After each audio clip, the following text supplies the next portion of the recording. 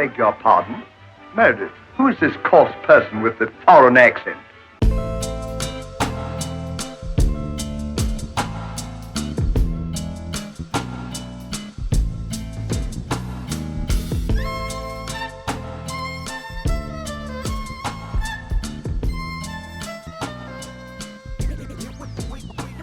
All right, everyone. Welcome to your favorite biblical podcast, The Talking Ass.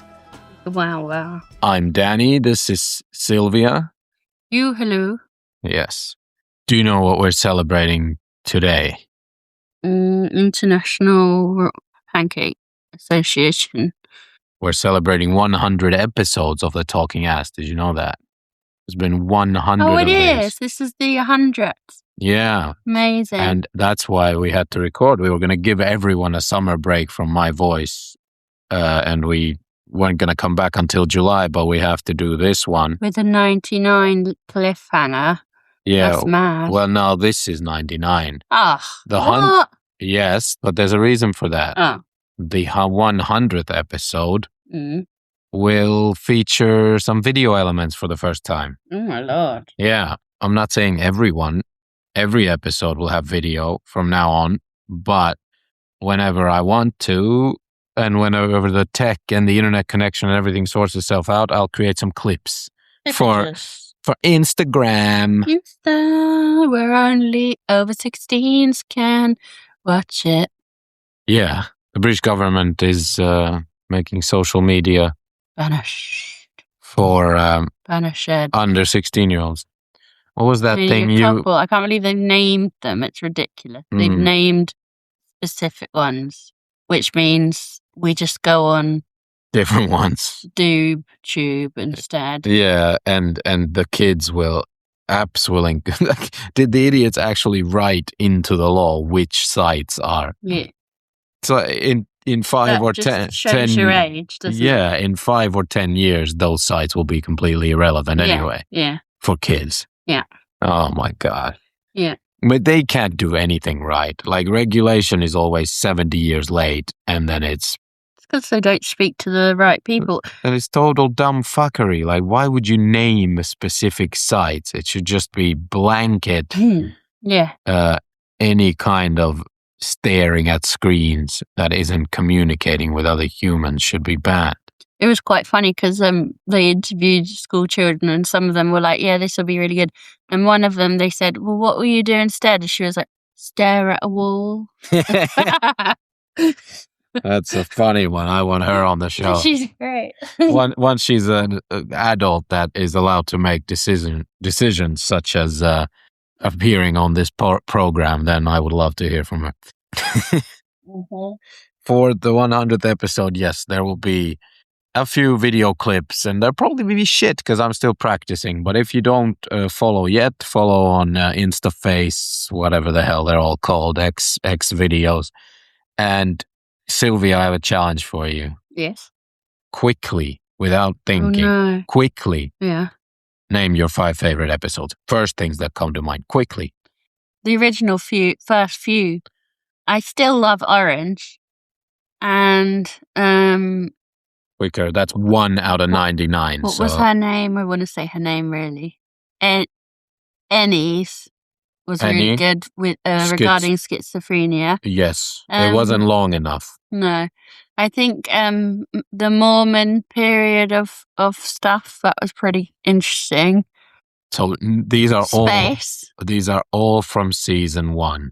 Okay. So you didn't think these are from between last February and last June. So you have nothing from the winter that you liked. You didn't like any. None.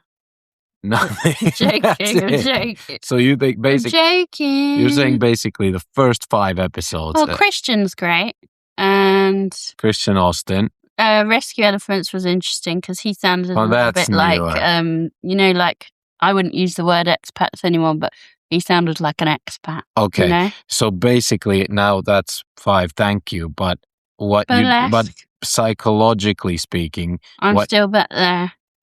Yes, because those are the ones you mentioned quickly. Now you're browsing your Spotify. Embargo. Well, yeah, but now you're browsing your Spotify. And Iceland. Yeah, well, again, Yeah, That- but that's because I have a memory, but a long-term memory, not short-term memory. you have... I'm cognitively snuffed. yes, we know you have a condition, and we've talked about that before. So let's put it But under don't the ask, is what cognitive conditions you're suffering from or enjoying, I say. whichever. Congrats, guys, on the 100, but don't ask me. That's what I say. That's a good old regular guess Yeah. you got. Well, ask me the same because I'm interested in my own psychology. Remember, before I do it, I have very different criteria because I appear in these. So many of them, I judge my own performance, how cringy I feel about my own questions or my own opinions. I judge the audio quality, the length of it, the whole setup. Like, did I get everything out of the guest that I wanted to, or did I leave things unasked and unanswered? So, go quickly. Hold on, it needs to be natural. Excuse me, Danny. What are your 5 top podcast recordings by you? Oh, geez. I never thought I'd be asked such a question. Let me think quickly then. Mark Wallace, Richard, hated the audio quality, but I got the entire story the way I wanted it to be and got all the questions and interesting stuff out of him, I think. Although he did appear again on the show about a different phase of his career. But anyway, that was something with such bad audio being in my top 5 is weird. How many have I said? 2. Go. Trans Wrestler, Yoni. Yeah. These are all early ones. Later one, Vago. That's 5. I want to do more because the later ones are more on my mind. Bucket list item was Vago Muradian. Both episodes with Jake. I enjoyed the weed one as well. Decent audio, decent content. Lisa Johnson, I love that. I enjoyed the stuff that I knew nothing about. Thomas, the role play one, yeah. I mean, I've loved all of them. Who's Thomas? Oh, my favorite ones. We'll get to the most recent one, but my favorite ones, I loved both religious people who've been on. I loved both rabbis. I loved Tico with the ships as well. Everything. Tough to rank. I don't think you interview things you're not interested in. Yes, I do because, well, I only do episodes I'm interested in, but often I know nothing about them. So my interest... not knowledge. Just like, I'd like to know about that. But that's most things. Or things that stand out as, okay, this could be better than average. As in, if I get in my inbox a bunch of people wanting to promote their business, when one of them's about mattresses, then I'm going to go, oh yeah, what a like weird, slightly on the spectrum kind of niche to dedicate your life to. Of course I want to talk to them. Or Elephant guy was like that as well. That was the Elephant lovely, trainer, sanctuary guy. That was great. So anyway, yeah. Interested, it doesn't mean all the topics are something I'm like actively holding a long-term hobby about. No, initially I want to know more. And then usually that 1 hour chat or 1.5 hour chat is usually like the extent of it. Yeah. I don't then necessarily follow all the developments in that industry or whatever, right? No. I think with the domestic abuse topic, that was the one where I feel like I know more about it. That was the one where I noticed you didn't know much. How stupid I am, which really. Which is lovely and very, it doesn't, you don't get that often. So no. It's really nice to experience feeling more clever about something than you. Yeah. Well, enough wanking in front of the mirror. That's that for 100 episodes. Well, that's what I call it when you're self-promoting. You're wanking in front of the mirror. You know. Yeah, you said it once already. I find it crass. Well, the thing about wanking in front of the mirror. No. Yeah. You dirtbag. Okay. You are a information tart. Yeah. So anything, you'll take it. I'll take anyone. Yes. We have some fun stuff upcoming, but before we get to that, we have some of you have commented on what was. First of all, just in case anyone has recovered from that traumatic experience already, I would like to remind you that a couple of weeks ago I sang the national anthem live on this program, the United States one.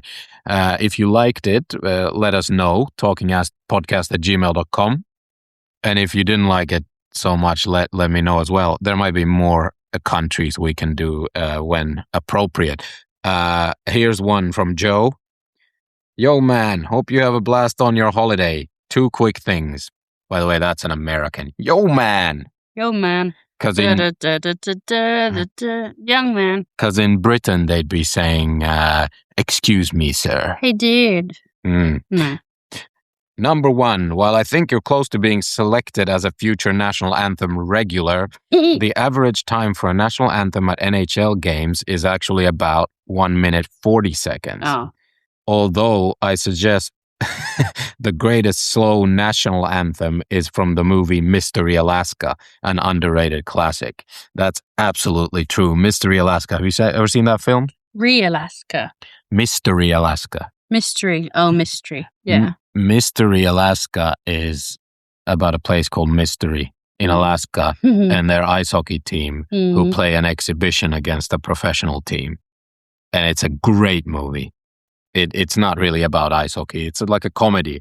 Sounds nice. No, but it's like a tragic comedy. Like it's serious acting. It's not a slapstick. It's not Happy Gilmore. And in that one, in order to have any chance of beating these professionals, they get someone to sing the national anthem in the freezing cold and they've prepared and, put double socks on and stuff. And the pros are just freezing in like the blizzard in Alaska. They have like a 6-minute national anthem or something. Very clever. Yeah. Number 2, Joe said, the past 2 UAP releases are mainly garbage. There are a few interesting videos, but nothing we haven't seen before. UAP, don't you remember? Unassisted anal probe. Unidentified. Anal prober. Yeah. UFO stuff. Anyway, that's coming as well. We're gonna need a chat with Joe about that. Thank you for that feedback. We have, for the most recent episode with Rabbi Efune, we have someone called Maximus. Nice, love it. Maximus is from like ancient Troy or something. And fantastic interview. Aww. That's the feedback. Okay. With that one, that goes into the category of not everything I wanted to ask was asked because... Which one? The most recent one with Rabbi Efune. Oh, yeah. Because with him, he is not Rabbi? Polymath is too much because it's like Da Vinci, but he's maybe like me, a person with interesting insights into almost any topic you bring up with him. Therefore, we had to pick quite a narrow topic in order to keep it at an hour or so. And, he might come back. Yeah. And by the way, he didn't get to pick it. Like, I'm not saying he wanted to discuss that in particular. He was happy to do my show, and that's what we ended up doing. But yeah, there's more feedback about that. Who's this from? Whatever, I'll find the name later. Just listened on our way back from the Welsh Mountains. Excellent episode. Loved your questions and had no idea of the talking ass being a biblical story. Whoa. Please interview the rabbi again on a more spiritual, mystical theme. First of all, if you had no idea the talking ass is a biblical story, then welcome on the bus, buddy. It's been mentioned on the show a few times. It's the name of the fucking show. Wakey, wakey. Hey, that sounds like a very nice, fresh new listener. Be nice to them. Okay. Well, that was the positive feedback. But on this program, we're also committed to sharing any negative feedback. Is there negative? Yeah, juicy. Here's one. I'm fine with your guest, the rabbi, but his arguments are also weak / straw man. Straw man? What does that mean? Straw man argument. Strong man? Straw man argument. Do you not know what that is? Yeah. I will look up the etymology of that saying, a straw man argument, because I'm interested in where it comes from. Like a weaker, fabricated version of the argument. So like drawing a straw man. Like, it's like, I guess... Probably what I do all the time, to be honest. yeah, it's like if one person makes a well-argued point, you pick out the hollow shell of it and ridicule that shell of the point. But I do that all the time. That's how people communicate. That's how a debate starts. It's just that then you're meant to go further so that the other person then gets to defend the point, and it becomes a dialectic, as Karl Marx called it. Or worst nightmare, as Sylvia called it.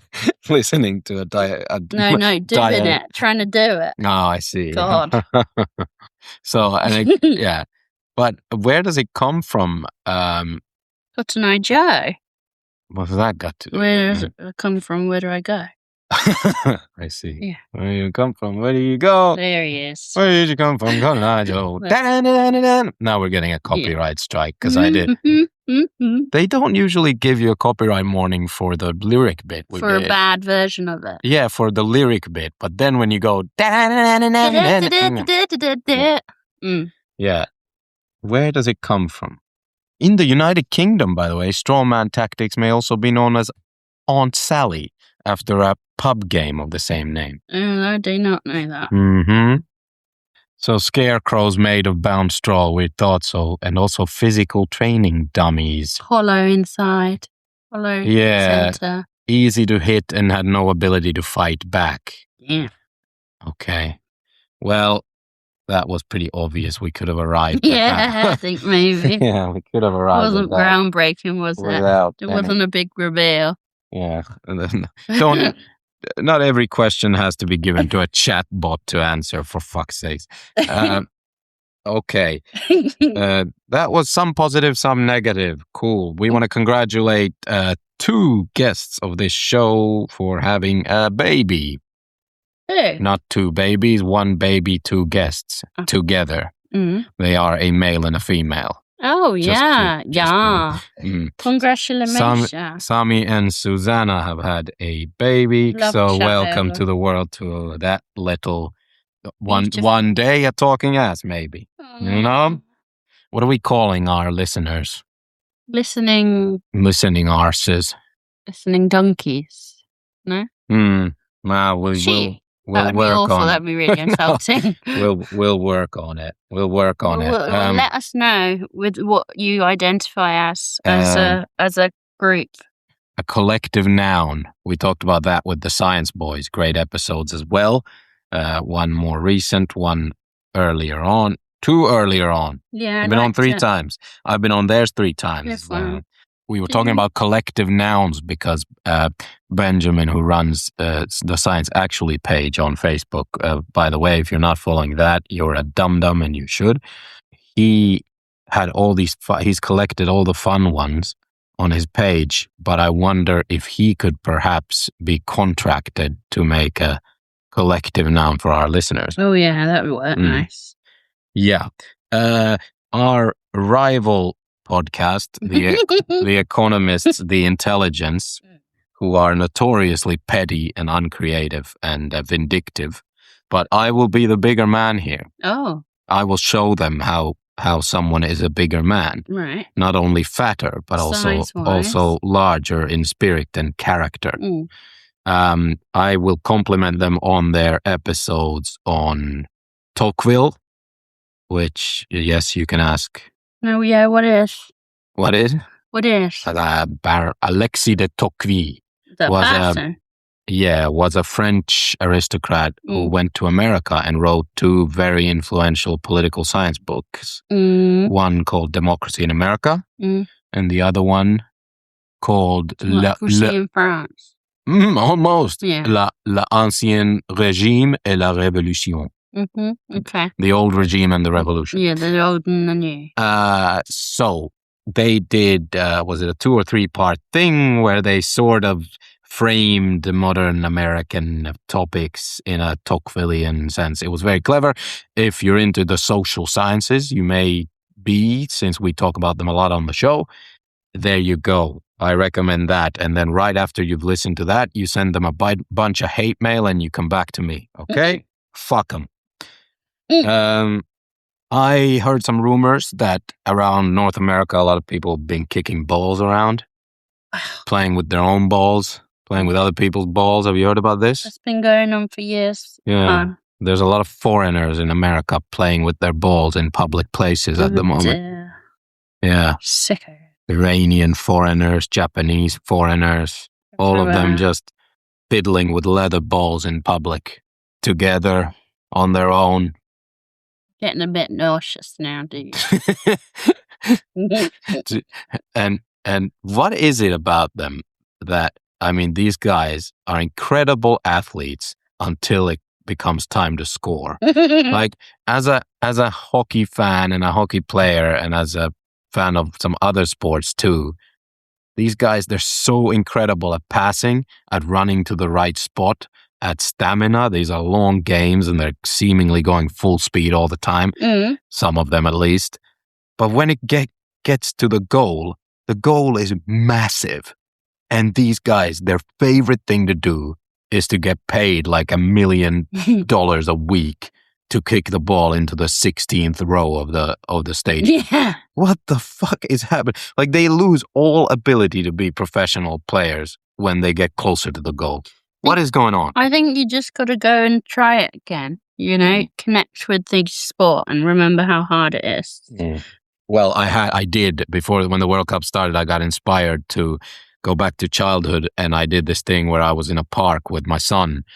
And I tell my son, we're not leaving until daddy has done 10 bounces, like toe dribbles with the ball, you know, like where you, what's it called? Footies or something. Yeah, like bouncing the ball, and you don't count anything other than correct toe bounces. You don't do Please like check the thigh. word. What is it painful. called? Kickies. No, like when you're dribbling with the ball and bouncing it to yourself. Yeah, that's called uppies. Keepy uppies. Keepy uppies. That's a good one. Yeah. So until I've done 10 like pure ones in a row, we're not leaving. So we didn't leave for about 3 hours. So I do appreciate that it's a serious sport, but fucking hell, you gotta be able to kick it on goal. I don't understand. In every other sport, they say a bad shot on goal is a better shot, better than a hard, perfectly executed, technically perfect shot into the 14th row of the stands, right? So they never get it on goal. I don't understand. And then obviously the millionaires crying on the field after someone touches them. Yeah, that's I remember there were like a couple of years where that was like chronic, and it was like laughable. Yeah, there was an Italy-Belgium game in a European championship or something, a semi-final that was unwatchable. Yeah. Because of the Italians, because they took a lead and then it was just disgusting. I couldn't watch it. I turned it off, I remember. I'm in a betting pool. No, but it's a thingy. In Britain, they call it sweepstakes. There we are. And in America, they call it a bracket. I wanted the proper name, you see, the English way. Yes. Americans say bracket challenge. I'm in a sweepstake, and my teams are a bit shy. For my like good team, because there were like a couple of different brackets of teams, like bad ones, medium ones, and good. Technical term. I got frickin' Norway as a good team. Well, they have the best player in the world now. Oh yeah, why? Who? Erling Haaland. That's not a real person. That's a real person, and he's about to invade this country. He's actually invaded this country in a Viking tradition, an age-old Viking tradition. He's invaded this country already. He plays in the Premier League for one of the cities or Uniteds of the world. I don't care which one, but he's very, very good. Okay, well, I have one guy, and then Czechia and Senegal. Ugh. Yeah, well, you're not going to win much with those. No offense. I think I've got a bad team, like as in one that didn't get chosen. What did I go for? I purchased Iraq as well. Iraq. The first person to purchase Iraq. Oh, yeah. We have a couple of listeners in Iraq. Did you know that? Oh, cool. It'd be nice if you pronounced their country name correctly. I know, Iraq is a bit like the Iraqi war. Yeah. No, sorry, guys. Yeah. It's the axis of evil. Yeah, exactly. They have weapons of mass destruction. Weapons in Iraq. WMDs. They're supporting terrorism. Terrorism. Oh, I miss George. They're all weapons. But don't you miss George Bush now? W. Junior. I miss him. I didn't realise he looked quite gentle, but he was a bit of a knob trotter. No, but he was, compared to the current guy, he was like a statesman-like leader. He was like a Well, that was when you a statesman for the ages compared you were to the meant to current pretend to be decent, guy. weren't you? Now the gloves are off. You can be a celeb. It's fine. And Bit of political analysis there from Sylvia. especially when you pronounce it, what did you say? Political. Political. The political situation in Iraq. Hey, while we're on sports and Iraq, also this week is the US Open in golf, and we always give some matchsticks gambling advice. If you're somewhere where gambling is illegal, play with matchsticks with your mommy. We don't encourage any other behavior. Guaranteed matchsticks for you. Xander Schauffele top 10 finish. Take it from me. Guarantee. How many matchsticks are you going to put on Schauffele this week? No, I'll probably go for an underdog. Got any in mind? Who's the Indian-American man? Ooh, Sahith Theegala? Or the other one is called Akshay Bhatia. Yeah, Bhatia. I don't know if either has qualified for the tournament, but yeah, keep that in mind. Check that before you go. Check that before you wreck that. An update that I received, I promised them that I would give them a free plug if I receive actual content from their newsfeed, and I've been receiving the informed.now newsfeed since Kira Shishkin was on our show. And from there I received that the Department of Justice Antitrust Division has closed this investigation and approved the merger of Paramount, Skydance, and Warner Brothers. And if you remember, our attorney Ronald Rosenberg was on the show some 6 months ago or more, commenting on that. So we look forward to Rosenberg calling in to the show with some comments. Stay tuned for that. I'm sure this is going to be great for the consumer. Going to be a fucking shit show, Sylvia. That's what it's going to be. Goodbye. Yeah. Honestly. Now, before we finish, you know what we're finishing with? It's been a while. Book club.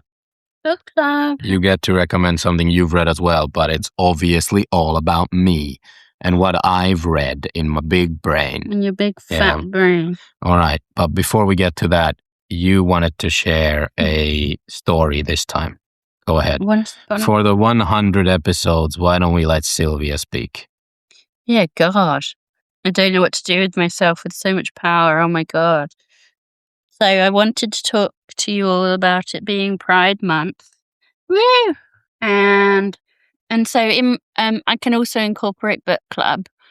Excellent. Because I was recommended on my good old Radio 4 the book called Agent Zigzag, which I think is a bit lame as a name of a book. But anyways, it's about Eddie Chapman, a true story. He was a bit of a city criminal. Yeah. And he became... Wait, before you tell everyone who Eddie Chapman was, he wasn't gay, was he? What's it got to do with Pride Month? Well, don't rush ahead, dude. No, that's what you do to my stories. Well, yeah, go ahead. Tell us. I'll be patient. How rude. So the story is about him, and he's really resourceful. Like he would break into safes and stuff in buildings, and this was in the late 30s, and then he got prison time a couple of times. Ended up in a prison in Jersey just before the war, but also he liked having lovers, and basically he ended up in Jersey in the war, got arrested, got put in jail for the final crackdown on him, being one of the worst guys around. We got to take him down kind of thing, even though he's quite charming. And then the Nazis invade and occupy Jersey, and he spends time in prison. And then he asks them if he can be a spy for them. Mm-hmm. And then it goes from there because he becomes a double agent, essentially. Reverts back. Anyway. So he pretended to betray the British, and actually he was betraying the Nazis, and he was very resourceful as a spy as well. He was an absolute pig, right? He had a bunch of someone said about his commanding officer that he cared about himself, was in money, and then his country in that order. But he was very useful. He told the Nazis he would sabotage, like bomb British factories and ships, and they staged fake damage on these places in order to convince the Nazis that it's done and they don't need to bomb them for real. I haven't finished the book, so just because you've Wikipedia'd it doesn't mean you can give away all of my spoilers. Thanks. That's true. I don't want to tease too much, but what an interesting life. One of his lovers was, I wanted to say this because you haven't checked it out. One second. Betty was one, but can I say about the Norwegian? Did you know about the Norwegian? Not yet. Okay. All right. You're a Norwegian lover then. That's all I'm saying. You read the book. What's that got to do with No, finish the book. I don't want to spoil anymore. All right. So anyway, he has some lovers, and like at one point he has like a fine because he is found with a prostitute. And then also when he was in a prison, they moved him from Jersey prison to one in Paris, the Nazis did, because they'd released him, but then they arrested him, put him in prison. Like, they didn't really need a reason, but the reason they gave was that someone in Jersey had been cutting the telephone wires and sabotaging the Nazi stuff. And then they asked the local guys, and they were like, well, the worst person in town is this guy. So they were like, oh, it's you. And it must have been you then, and put him in prison. And it was ironic because it's the only crime he's actually not guilty of. But again, now in the prison, he did gay stuff. No, just trying to bring this back to Pride Month. I'm so fascinated. How is this? There's a small sentence in it when it was like, how is the famous in his British earlier life spy? there are references to him having an interest in homosexuality. But also, in the prison, which was more like a camp really, where they ate stale maggot bread and stuff, and like every time something bad happened in Paris, like a resistance sort of thing, like 10 prisoners would just be shot. Yeah. Tough for a Jewish guy to feel a lot of sympathy for a spy and what his conditions in prison. He was okay. It's not his conditions. The other ones, I'd say, the ones that got shot, including Jewish people who were in there.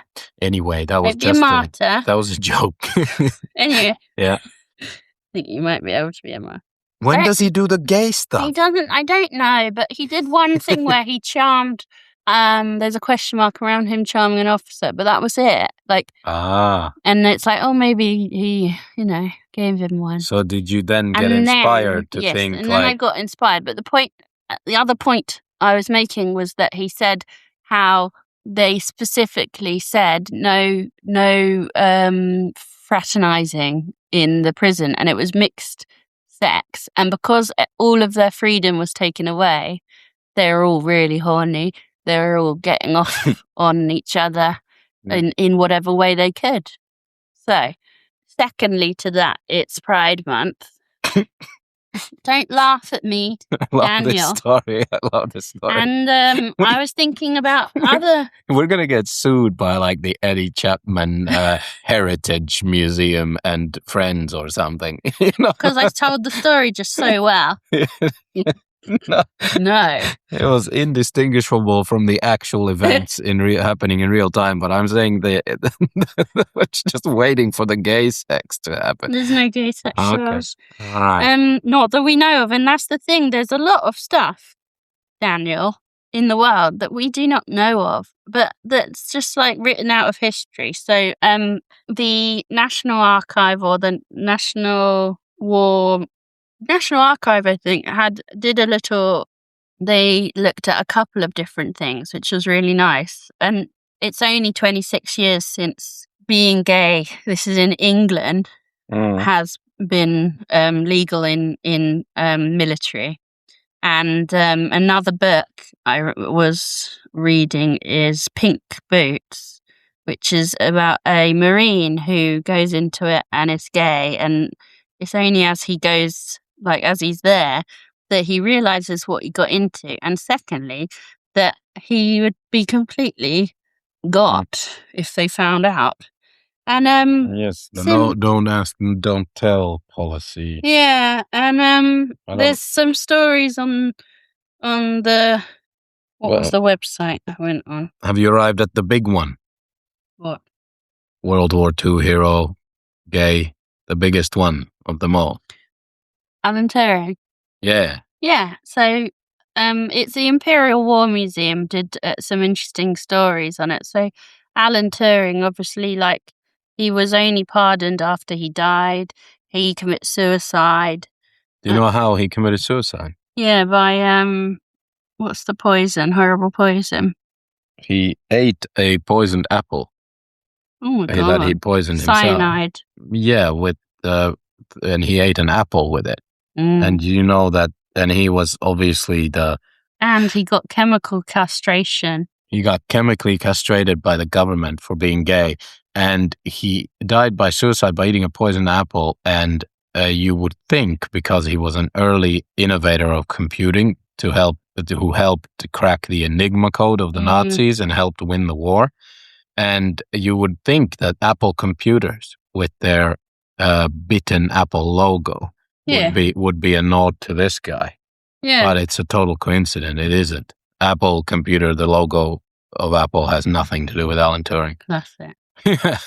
But what a coincidence. They really took away all of his interests. Like they barred him from continuing to be a cryptographic consultant. And the greatest suffering that was ever inflicted upon him was obviously after his death, when he suffered from being portrayed by that horse-faced loser fuck in that movie. Oh God, Danny. Benedict Cumberbatch. Come in her snatch. Yeah. That was that's what I've heard, but I'm really not into him. Do you like horse-faced loser fuck? Not really. And then he was pardoned in 2013, but it was only 2016 that previous convicted gay and bisexual men will be pardoned. And then I've got a story here from a lady who was called Marcy, who was in the army, and it was like almost more passive but pointed sort of prejudice. So it would be like her workshop was deployed without her, and it was kind of a snub. It was a snub on her because they had found out about her sexuality, and it made her have to resign, sort of thing. So it was much less pointed prejudice. It was like under the carpet, under the carpet, under the table, under the table kind of deal arrangement, where it was like go quietly, and that's just equally as shaming, isn't it? And then there's lovely published love letters between two men, which was really nice. That's it, really. I'm sure the gays and lesbians, etc., contributed to World War II in equal measures to their percentage of the population. So there is no reason not to believe that. I wonder if any porn enthusiast who observe the sapphic and gay categories more than we do, whether there is a subset fetish for sort of World War II period sapphism. Not period, that's the wrong word. Apologies. Like World War II era pornography. You think there's any of that going on? Oh, yeah, probably. I mean, the Soho in Eddie's book is still like a rife and sort of naughty environment during the 30s. So that's quite interesting. I love the whole idea of it. Yeah. And then just to bring you back, guys, to the fact that the work is still to be done.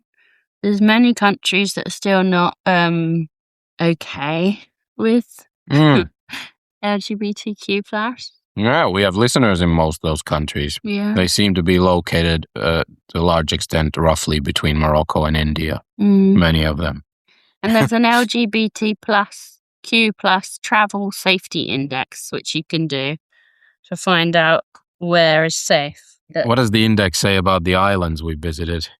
I'm guessing Kuril Islands is pretty tell you which bad. ones are outlawed. We don't have to go into all of them, but Whoa! I asked Wiley looking at Grenada, Grenada, unnatural, indecent. Yeah, yeah. I looked at the Jamaica, Bulgaria. Sorry. Yeah, exactly. No, that's where I went too. It's interesting that, well, our slave, or the one we're slave to, the Google AI overview on top of any Google search, is saying 30 island nations and territories worldwide still outlaw homosexuality. St. Vincent and Grenadines. Yeah, you'd think these are happy places. What the fuck? And here's the thing. Let's see if we've actually mentioned one or done one without mentioning that they don't allow homosexuality. Here we go. Jamaica, Dominica, St. Lucia, St. Vincent and the Grenadines, Grenada. Those are in the Caribbean. Oceania and the Pacific, we got all of them pretty much. The little shits in the sea. Kiribati, Samoa. Yeah. We have mentioned Kiribati. Remember, yes, Tuvalu, Papua New Guinea, Nauru. Yeah. Nauru, Palau. We've been to Kiribati because the second Christmas island is there. Yeah. Krishimashi, the Christmas atoll.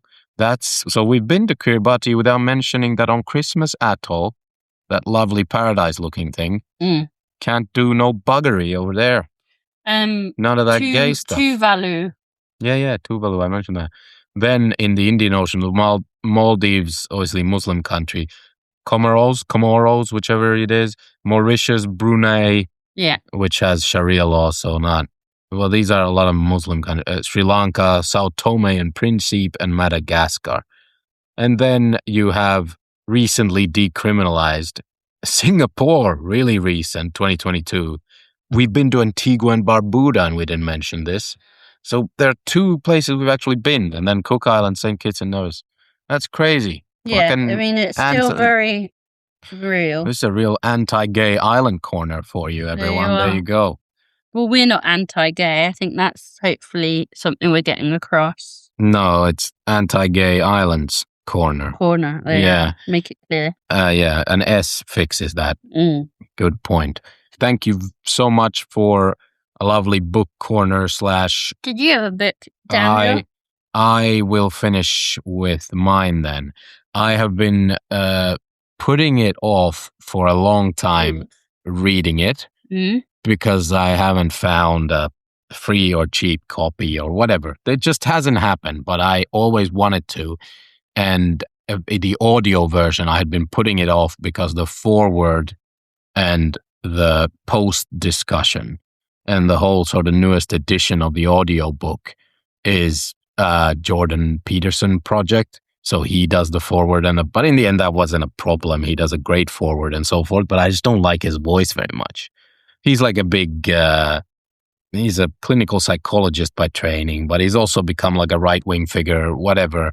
I don't disagree with him on everything or agree with him on everything. I just don't particularly like his voice. Don't like the fucker.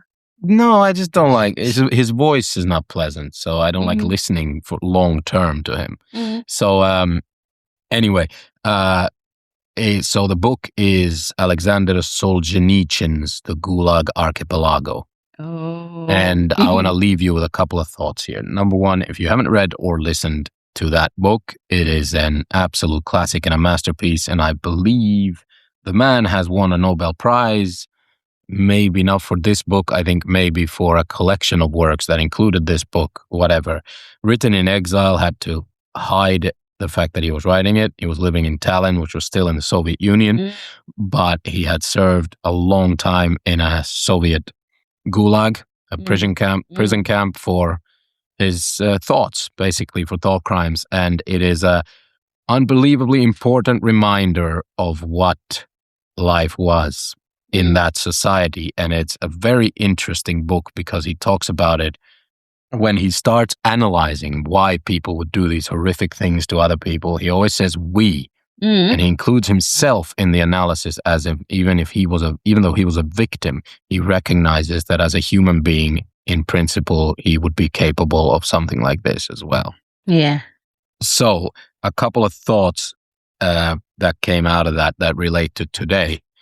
I believe the Gulag Archipelago refers to these like dotting of prison camps and the settlements that grew around them, sort of prison yard, people benefiting from the fact that there were prisons there that created towns around them and stuff, created this archipelago of human activity in the tundra, in Siberia and so forth, in remote Russia. And I am looking at this, what's happening with AI. And I had this thought while reading that is this what we're going to do? Yeah. Some kind of data center archipelago where eventually we will ship people up to these prisoners, other people to run these data centers with cheap labor, whatever, converting energy into tokens, basically. And that was just a frame. You each person on their own can develop that thought of what that would look like and how that would happen, and pretty quickly you will recognize that it is very possible that that's exactly what will happen with all these data centers and AI. So, the Gulag Archipelago by Alexander Solzhenitsyn, and the next episode is with a really fun person, and that'll be officially number 100, and I'll try to clip some videos for the Instagram account for that occasion. Sylvia, any final thoughts? No. Who's going to win the World Cup? Norway. All right. Iran. It's Iraq. Love it. Thank you. Kind regard. Now, if you enjoyed this episode of The Talking Ass, remember to rate, review, follow the show for more of this weirdness, and share with a friend, enemy, neighbor, relative, lover even. And press those goddamn internet buttons. Press them hard. Follow, all that jazz. See you next time.